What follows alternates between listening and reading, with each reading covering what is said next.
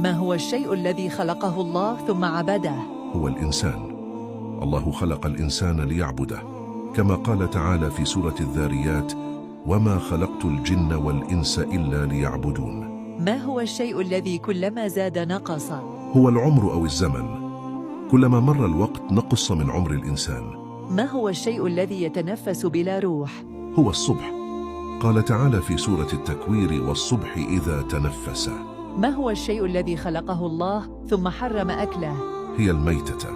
الله خلق الميتة ولكن حرم أكلها، كما جاء في القرآن الكريم: إنما حرم عليكم الميتة والدم ولحم الخنزير. من هو الذي لم يولد ولم يمت؟ سيدنا عيسى عليه السلام، رفعه الله إلى السماء ولم يمت، وسوف يعود في آخر الزمان. ما هي الشجرة التي ذكرها الله في القرآن وليس لها ثمار؟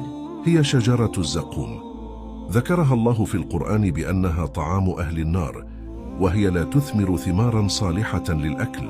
شارك هذا المقطع مع غيرك، فقد تكون سبباً في هدايته أو إفادته، فالدال على الخير كفاعله.